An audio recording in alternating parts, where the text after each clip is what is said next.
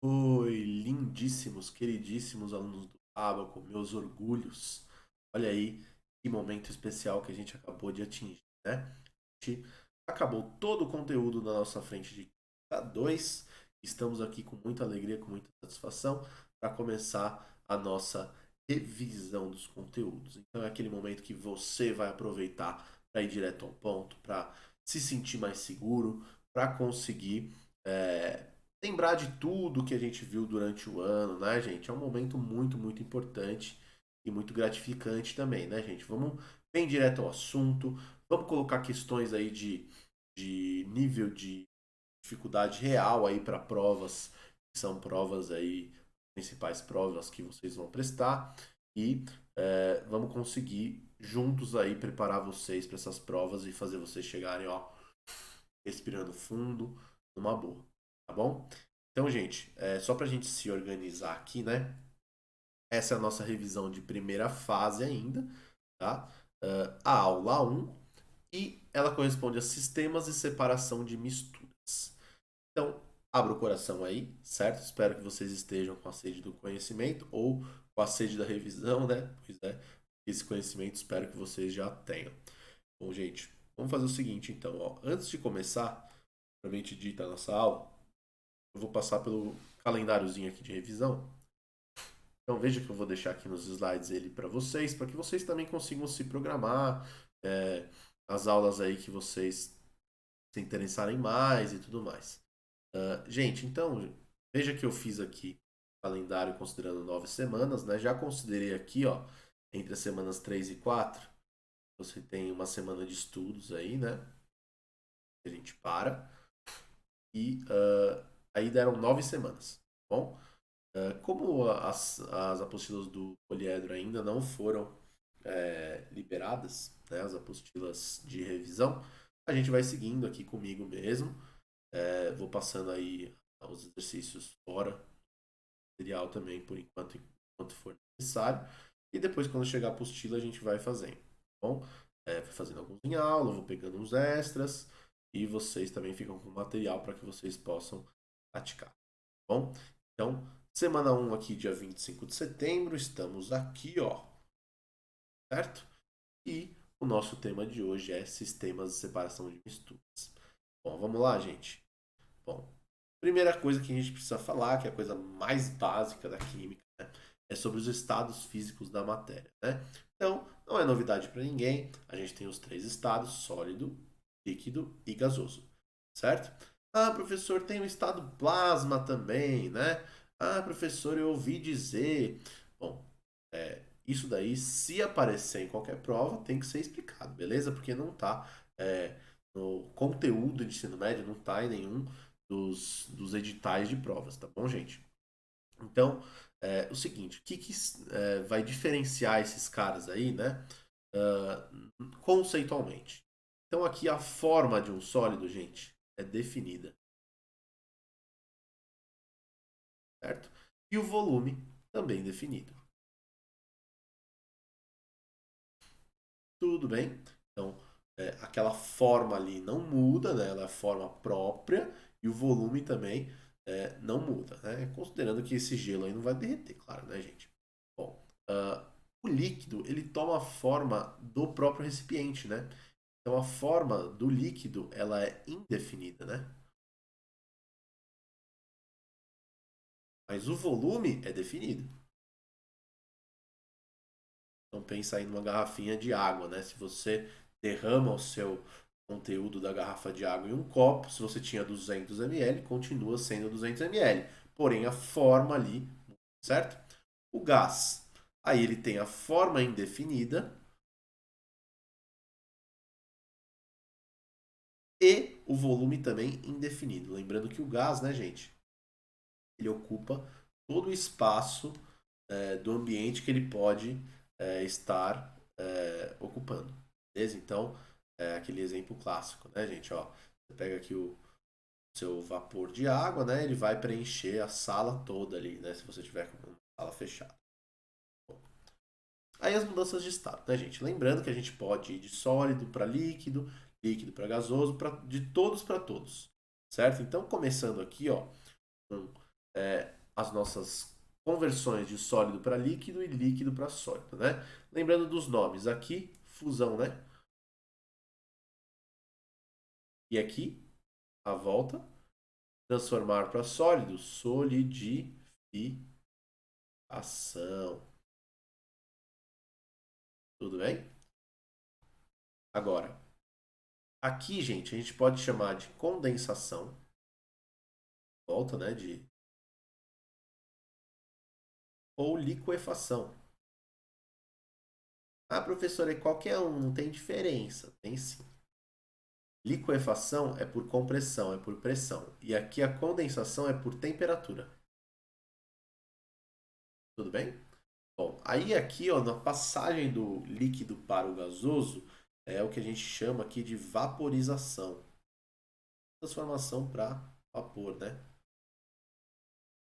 Só que, gente, a gente acaba fazendo essa classificação aqui de três formas, né?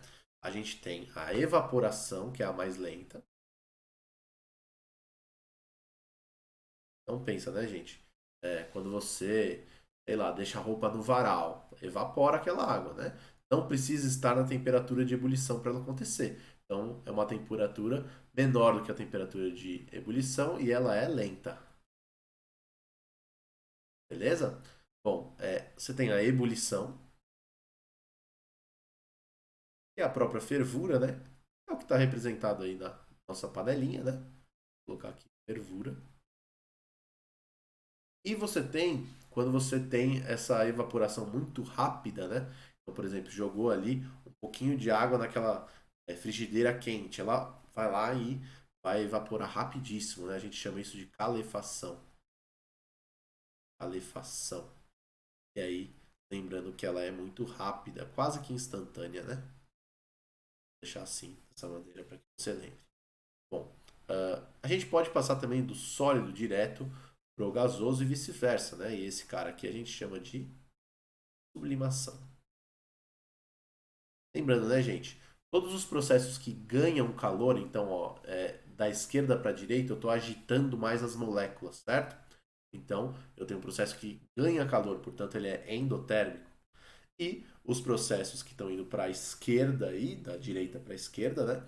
São processos que estão perdendo essa energia cinética das nossas partículas, né? Então, são processos que liberam calor, portanto, exotérmicos. Beleza? Já passamos por estados físicos, vamos para as curvas de aquecimento.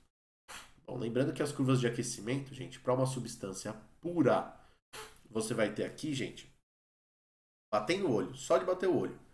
Você vai ver que os pontos de fusão e ebulição são fixos.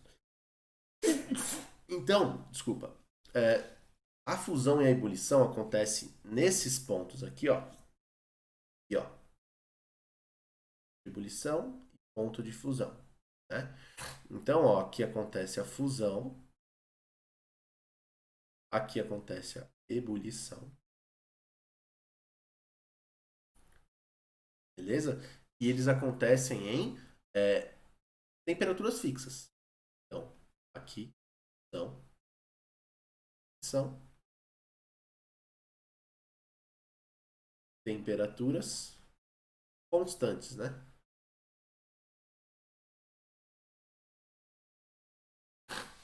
Tudo bem? Então, só de bater o olho no gráfico, você consegue ver isso. Para a mistura, galera, não vai acontecer isso, né? Então, aqui, ó, tá vendo a fusão e a ebulição? Eles vão aparecer aqui em intervalos de temperatura, beleza? Lembrando aqui de um conceito, gente, que é o conceito de calor latente e calor sensível, né? Então, gente, veja o que acontece, ó. Quando você está aumentando a temperatura, sempre é calor sensível, né? Quando essa temperatura está, na verdade, você está fazendo a fusão ou a ebulição, mudança de estado, é o calor latente, né? Beleza? Lembrando aqui, né, gente? Então, toda vez que eu aumento a temperatura, eu tenho calor sensível. Quando eu passo de estado físico, eu tenho calor latente. Veja que aqui, ó, gente, eu tenho ao mesmo tempo aquecimento e passagem de estado físico, né? Então, aqui, lembrando que eu tenho uma mistura de sólido com líquido, né? Então, lembrando aqui que é sempre essa ordem, né? Sólido, depois sólido mais líquido. Quando eu estou fazendo a fusão, eu tenho um pouquinho de sólido e um pouquinho de líquido, né? Aí depois líquido, líquido mais vapor e vapor. Beleza? Aí a gente tinha também os nossos tipos especiais de misturas. A eutética e a azeotrópica. A eutética, a temperatura de fusão constante, e a azeotrópica, a temperatura de ebulição constante. Então veja, aqui ó, aqui a temperatura de fusão, ó. Beleza? Esse cara aqui é constante para uma mistura eutética. E para a azeotrópica, quem vai ser constante vai ser o ponto de ebulição. Aqui, a temperatura de ebulição. Beleza, gente? Então, só para lembrar os tipos especiais de mistura. Bom, seguindo, a gente tem a densidade, né? Que é uma relação entre a massa e o volume. Beleza? Bom, para fazer uma relação, a gente faz uma razão, né? Então, a densidade é massa sobre volume. Ou a densidade, a gente lembra que é o coraçãozinho, né? Coraçãozinho, olha só, quer ver? Coraçãozinho. Cortado no meio, né? Então é a densidade é massa sobre volume, né, gente? Lembrando que aqui a gente usa algumas unidades, né? Lembrando assim, ó, se eu tiver com a massa em grama e o volume em centímetro cúbico, eu tenho a densidade em grama por centímetro cúbico, certo? Se eu tiver aqui quilograma e aqui em litro, vai estar em quilograma por litro, né? Lembrando, né, gente, que 1 centímetro cúbico, então vou deixar aqui até essas conversões aqui para você, ó. 1 centímetro cúbico é a mesma coisa que 1 ml, é a mesma medida, certo? A gente pode lembrar também, ó, que 1 grama por centímetro cúbico corresponde a 1000 kg por metro cúbico. É bom você saber essas conversões aqui, gente, porque, por exemplo, grama por centímetro cúbico é bastante usado, mas quilograma por metro cúbico vai ser no sistema internacional. Então, para questões de física, por exemplo, você acaba usando essa daqui, né? Daqui. Então, fica aí ligado nessa conversão. Bom, aí lembrando, né, que a densidade ela vai decidir, digamos assim, entre aspas, quem é que afunda ou boia, né? A brincadeirinha do afunda ou boia. Então, esses caras aqui, ó, esses sólidos aqui são menos densos do que o seu fluido, esses dois caras aqui, e esse cara aqui é mais denso, né? Tudo bem? Então, menos densos do que o fluido, e esse aqui é mais denso.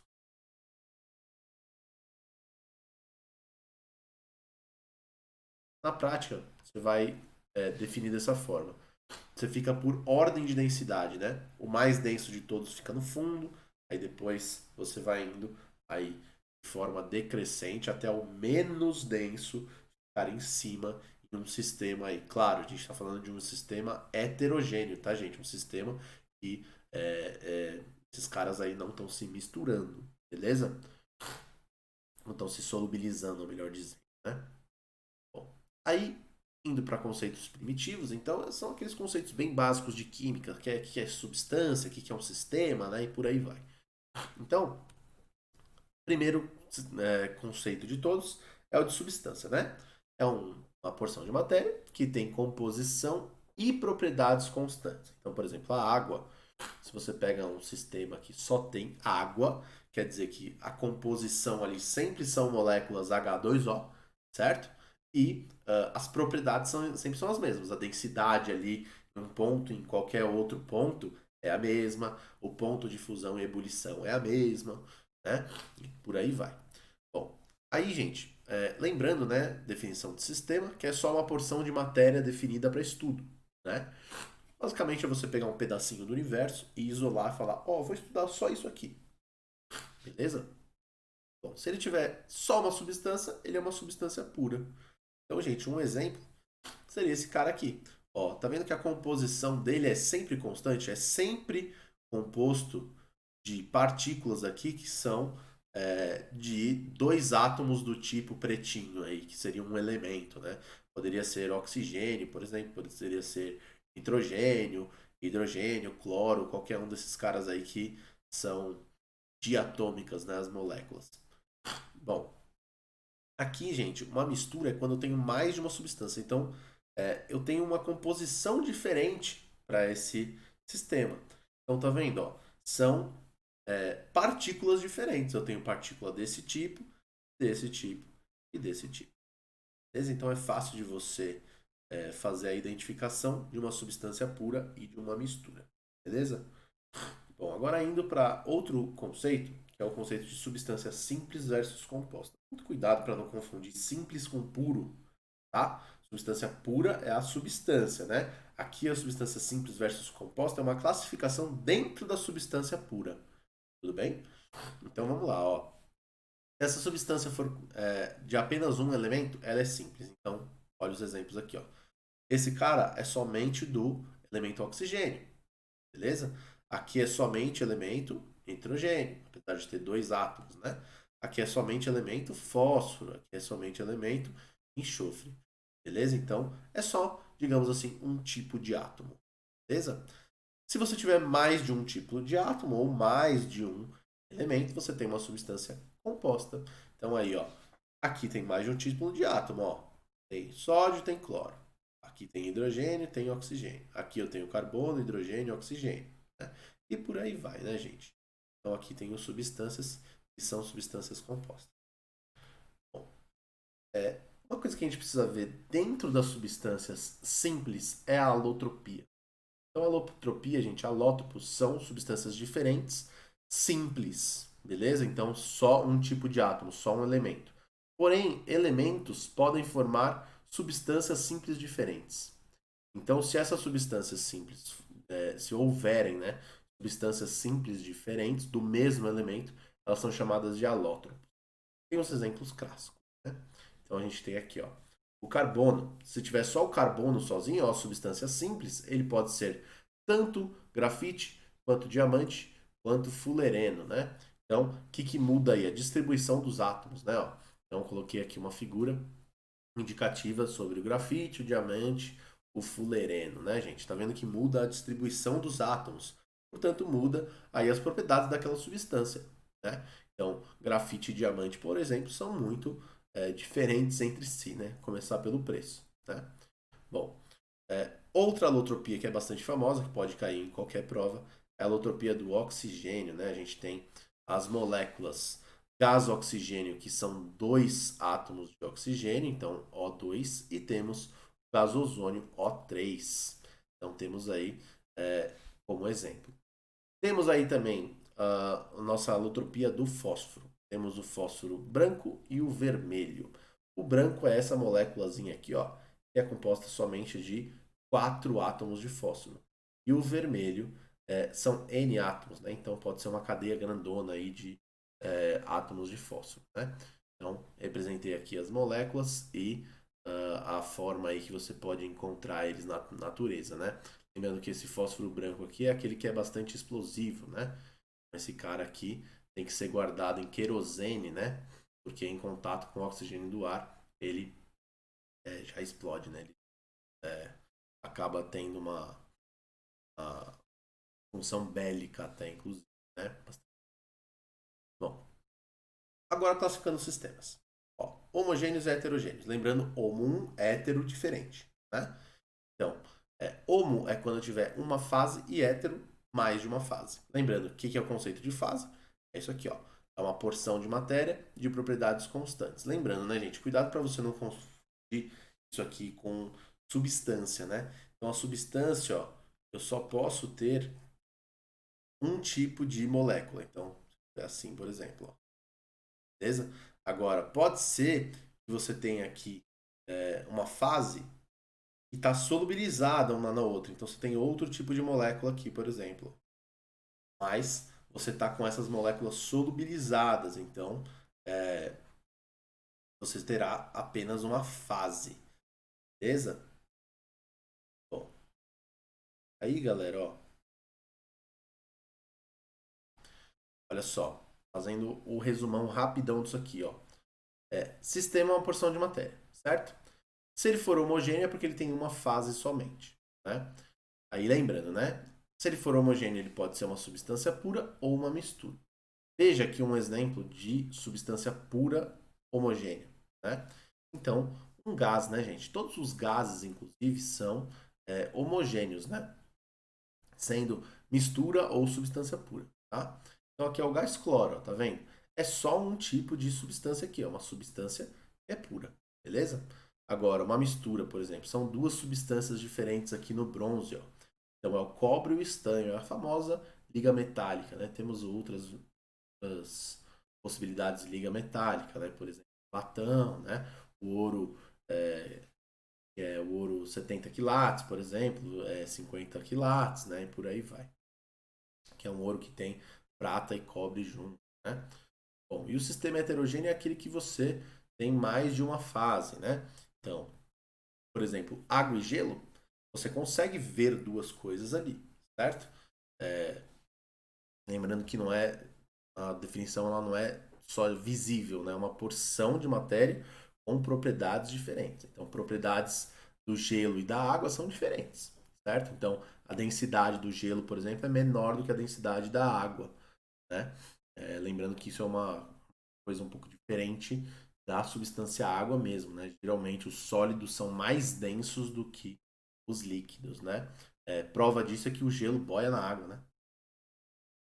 Bom, lembrando que aqui eu só tenho uma substância, que é a substância água. Considerando que isso aqui é água pura, tá? Bom, e a mistura, gente, é quando eu tenho mais de uma substância. Por exemplo, aqui, ó. Tem várias substâncias e olha aqui as cores diferentes aí, já identificando as fases diferentes. Tá bom? Bom, é, uma exceçãozinha que a gente não consegue ver a olho nu são os colóides ou dispersões coloidais, né? Então, por exemplo, a maionese é uma dispersão coloidal, né? Que visualmente ela parece uma coisa que é homogênea, mas se você colocar no microscópio lá, você vai descobrir que não é, beleza? Bom, como que a gente faz a definição disso aqui? É pelo tamanho das partículas dispersas. Então veja só, eu quero que você muito ligado aqui, ó. Para ser uma solução, ou seja, homogêneo,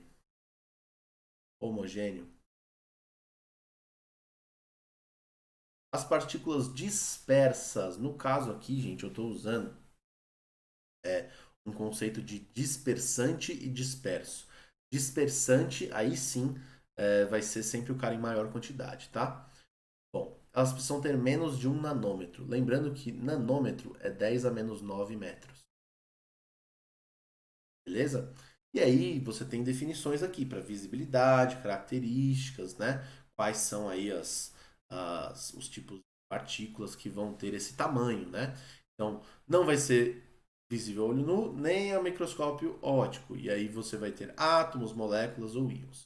Exemplo, sal em água. Isso aqui é verdadeiramente homogêneo, uma solução, certo? E aí, quando você aumenta um pouquinho o tamanho das moléculas aqui, das partículas, na verdade, né? Moléculas, você consegue ver no ultramicroscópio. E aí você tem a dispersão coloidal. Quando que você vai ter isso? Quando você tiver moléculas muito grandes ou aglomeradinhos ali de moléculas e íons. Beleza? Aí você tem um exemplo aqui, a gelatina, né? Gelatina é um coloide. Beleza? A gente vai colocar vários outros exemplos ainda em outra tabela aqui do lado. E as suspensões, gente, e aí já é visível ao olho nu mesmo, né? Então, por exemplo, você pega areia e água, dá uma misturadinha assim, aquela batida, né? Você coloca lá na sua frente, você consegue ver os grãozinhos de areia ali, né? Quando que você consegue ver esses grãozinhos de areia? Quando eles têm ali um tamanho grande ali, de mais de 1000 nanômetros, né? Beleza? E aí você já tem aglomerados de moléculas e íons. Aqui o exemplo que eu usei, areia e água. Beleza? Bom, aí para classificar os coloides mais especificamente, ó, a gente tem que lembrar da fase dispersa e de dispersão. Essa aqui é a maior quantidade, tá? Deixa eu colocar aqui. Aqui, ó.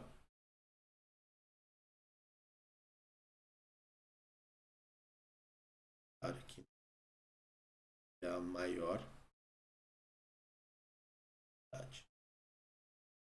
A dispersão. E quem está disperso é a menor quantidade. Então aqui a maionese, por exemplo. A maionese, tanto o disperso quanto o dispersante, estão líquidos. Então ela é uma emulsão, ó. Tá vendo? Ó? Líquido e líquido. Beleza? A fumaça, por exemplo, ela é um aerosol sólido, quer dizer, ó, a maioria ali, quer dizer, a dispersão, né? Ela é gasosa e as partículas que estão sendo carregadas ali, que estão dispersas, são sólidos.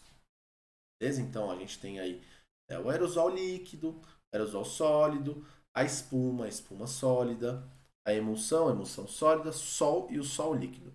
Vendo aqui, dá uma pausadinha para você conseguir lembrar de todas as diferenças aqui do dispersante e do disperso. Beleza? E aí temos alguns exemplos aqui. Tudo bem? Beleza. Gente, agora vamos para o último assunto de hoje, que é separação de misturas. Então, bem direto ao ponto, isso aqui é que cai bastante mesmo, tá? Porque são questões que fazem vocês pensarem um pouquinho, né? Então, muitas vezes você tem ali misturas de mais de duas, mais de três substâncias, e aí você precisa pensar ali como que você vai planejar aquele processo de separar as substâncias puras que estão presentes naquela mistura, beleza? Então, gente, o que você precisa lembrar? Que é a obtenção de substâncias puras. Então, você vai traçar uma estratégia para obter essas substâncias puras. Você precisa conhecer, então, quem são as substâncias que estão ali e algumas características delas. Então, por exemplo, propriedades desses componentes. Você precisa saber quem são, né? Precisa saber, por exemplo, os pontos de fusão de ebulição deles. Por quê? Porque cada uma dessas propriedades ela pode ser usada aí a seu favor, digamos assim. Então, densidade, então se tiverem densidades diferentes, você pode fazer um truquezinho ali. Se as solubilidades ali forem diferentes, você pode fazer outro truquezinho e por aí vai. Beleza? Bom, um exemplo aqui de estratégias diferentes seria, por exemplo, eu peguei duas misturas entre dois líquidos. Seria água e óleo e água e álcool. Qual que é a diferença primordial entre elas? Basicamente aqui, uma é heterogênea e outra é homogênea. Bom, pensando aí na tática, você vai usar processos diferentes para separar esses dois caras, certo? Então, analisando aí os seus sistemas, você precisa ver se eles são heterogêneos ou homogêneos. E esse é um ótimo ponto de partida. Por isso que eu dividi a aula que teve lá no início do ano entre processos para sistemas homogêneos e heterogêneos. Beleza? Então, vou começar com os heterogêneos, que são processos mais simples. Para misturas heterogêneas. Aí, por exemplo, o primeiro processo que eu queria rever com vocês é o de separação magnética. Lembrando, né, gente? Eu falo para vocês que às vezes não é química, é português, certo? Separação magnética. Você está usando aí uma propriedade magnética. Então, colocou um imãzinho ali, né? Para que serve? Para separar sólidos, sendo um deles metálico e o outro não. O que vai acontecer? Quando você coloca um íon, um ímã, né? Desculpa, perto aí de uma mistura desse tipo, o ímã vai atrair as partículas ali metálicas, né? E aí você vai ter aí a sua separação das duas substâncias. Próximo processo que eu queria rever é a de filtração. Lembrando, né, gente, aqui já não é química, é português, você entende, você já sabe o que é um filtro, tá? Mas não custa a gente lembrar os equipamentos de laboratório aí, né? Então, lembrando que você consegue usar para misturas heterogêneas, sendo de líquido e sólido ou gasoso e sólido, né? Então, ó, um exemplo de líquido e sólido seria aqui esse equipamento de laboratório. Você coloca um papel de filtro aqui, que parece ali aquele filtro de café, né? Essa mistura heterogênea aqui pode ser, por exemplo, água e areia, né? A areia vai ficar retida aqui no seu papel de filtro e o líquido aqui, que seria, por exemplo, a água, poderia passar, né? Lembrando que você pode ter também um filtro, por exemplo, que filtre um gás e um sólido, né? Então, por exemplo, aquele saquinho que fica dentro do seu aspirador de pó, né? Por isso que você pode também ter gasoso e sólido junto. E aí você tem também um equipamento que é bom você conhecer, que é o equipamento a vácuo, né? Então, essa que a gente mostrou é a comum, né? Vou colocar aqui, comum. E aí, esse aqui é o equipamento a vácuo, né? E é basicamente, muda o quê? A velocidade do negócio, né?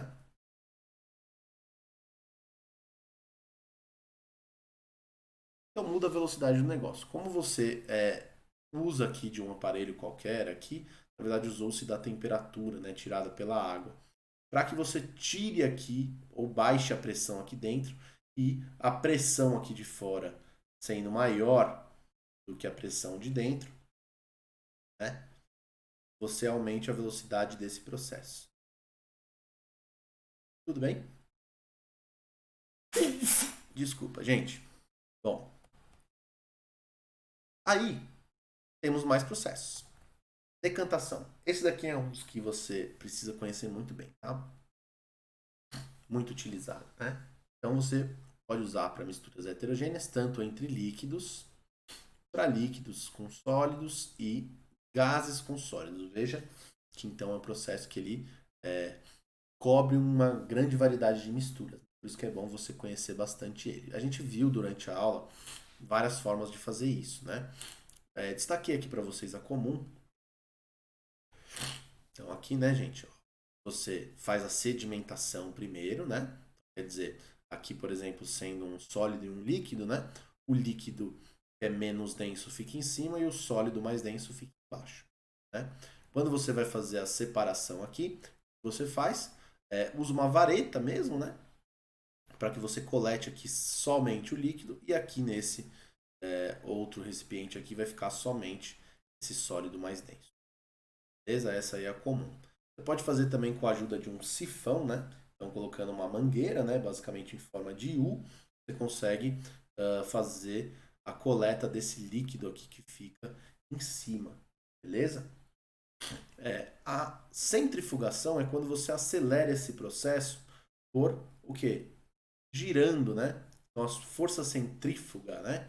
Vai fazer com que esses geralmente são fases líquidas, duas fases líquidas ou uma fase líquida e uma sólida, né? Por exemplo, muito usado aqui para separar as fases do sangue, né? O plasma do sangue, né? E aí você consegue acelerar esse processo, que já é um processo natural, né, gente? O processo de sedimentação é um processo natural. Porém, você acelera ele através da centrifugação. Beleza? E por último aí, né, o nosso balão de decantação aqui, né? Então, balão de decantação é esse equipamento de laboratório, né? Você coloca aqui dois líquidos, certo? Então, líquido, líquido, certo? São immiscíveis, né? Ou pouco solúveis um no outro. Aqui você tem uma torneirinha, e essa torneirinha você abrindo, o líquido que é mais denso que está embaixo vai escorrendo. Quando ele para de escorrer, você vai lá e ó, fecha a torneirinha. Beleza? E ainda você tem a câmara de poeira, né? Que basicamente você passa o ar dentro dela, né? E uma quantidade de poeira ou de sólidos ali vão ficar no fundo dessa câmara, beleza? Isso serve para misturas de gases com sólidos. Mais um processozinho, flotação. Então, flotação é o quê? Ele se refere a flutuar, né? Então, quem é que vai flutuar? É o nosso sólido que é menos denso, né? E o que é mais denso vai ficar no fundo. Então, diferentes densidades. Então, por exemplo, areia e serragem, se você coloca aqui um líquido, lembrando que esse líquido aqui, ó, tem que ter uma densidade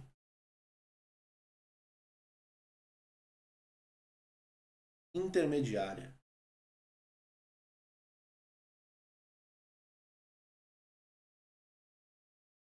Então, aqui, gente, a água ela tem uma densidade que é entre a densidade da serragem e da areia, né? Portanto, a serragem que tem uma densidade menor do que a água vai para cima e a areia, que tem uma densidade maior do que a da água, vai para baixo. É um processo que ele é bastante usado, por exemplo, para fazer separação de plásticos na hora de fazer aí a nossa reciclagem. Então, importante. B.5. Dissolução fracionada. Então, alguém vai dissolver e alguém não. Tudo bem? Então, sólidos, né? Dois sólidos, sendo eles muito solúvel e o outro pouco. Lembrando, né, gente? Por exemplo, se eu quiser algum cara que é bastante solúvel em água, estou falando de um cara aí, característica polar, né? E se eu quiser um cara pouco solúvel em água, característica apolar. Isso você viu ali em polaridade, forças intermoleculares. Beleza? Então agora eu já posso abordar dessa maneira, né? Bom, no caso aqui, a mistura sal e areia, né? Então, areia é apolar, pouco solúvel em água, e o sal é polar, muito solúvel na água. Então, jogando água aqui nessa mistura, você fica com uma fase aqui, ó, sendo água e sal, e a outra fase sendo areia. Lembrando que aqui você não separou ainda, tá? Então você não pode parar só nisso aí. Você tem que pegar uma dessas fases aqui, filtrar, né? Então filtrando, você vai ter aqui, ó, uma mistura de água e sal para cá, e a areia fica retida aqui no filtro, certo? E aí, quando você faz uma ebulição ou evaporação, você vai ter o sal aqui coletado no final, beleza? A água evapora e o sal fica, beleza? Lembrando então que a dissolução fracionada, você vai precisar sempre deixar claro que você também precisa filtrar e evaporar ou fazer a ebulição aí, tá? Ou também a destilação, que daqui a pouco a gente vai ver.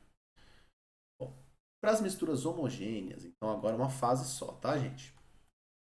A evaporação, que você já deve conhecer, né? Então, se você tiver um líquido e um sólido, por exemplo, água e sal, e eles estiverem solubilizados, ou seja, de forma homogênea, você não pode passar por um filtro, né? O sólido vai passar ali. Então, o que você faz? Você evapora o líquido. Vai ter uma temperatura de ebulição muito menor, né? Então, como o seu líquido é muito mais volátil, ele tende a ir evaporando e aí o sólido não vai ter mais líquido suficiente para ficar solubilizado, ele vai começar a cristalizar, certo? Então aqui coloquei como exemplo a produção do próprio sal, que é baseado nesse processo, né? E basicamente você espalha aí numa área muito grande água salgada e espera a água ir evaporando, beleza? Geralmente em regiões muito quentes, né? Por exemplo, o Rio Grande do Norte aqui no Brasil é o maior produtor de sal do país, né? Bom, e a destilação? Destilação também é uma que você precisa conhecer muito bem. O nome acaba não sendo tão óbvio, né? Bonito, pelo amor de Deus. E aí você pode usar para misturas líquidas com sólido e líquido também, né? Então aqui como é que funciona o processo? Você tem aqui a sua mistura, né? No caso aqui ele colocou como água salgada, né? Com água mais sal, mas poderia ser água mais álcool também, por exemplo, né? Dois líquidos. E aí, o que você faz? Você controla essa temperatura, né? Pelo termômetro. E aí, o que vai acontecendo? Deixa eu até fazer por azul, né? Esse cara mais volátil vai acabar evaporando, entrando aqui no condensador. E o que o condensador faz? Condensa. Então, por temperatura, esse cara aqui vai acabar gelando esse gás que está aqui, né? E obtendo de novo aqui o seu líquido puro, né? No caso aqui, a água seria mais volátil do que o sal, portanto, você obtém aqui a água. E aí você tem também a nossa destilação fracionada, que é para quando você vai fazer isso em várias etapas, né? Um exemplo é aquela destilação lá do petróleo que a gente viu há pouquíssimo tempo atrás. Beleza? Então, se você quer separar várias fases daquela mistura, você usa uma destilação fracionada. Bom? Gente bonita, era isso que eu tinha para passar para vocês. Daqui a pouquinho a gente vai se ver aí, questões inéditas, beleza? Eu separei com muito carinho, muito amor para vocês. E aí, toma um cafezinho, vai se hidratar um pouquinho, vai no banheiro aí, que a gente daqui a pouco se vê. Tá bom? Abração para vocês, tamo junto e é isso. Tchau, gente, até mais.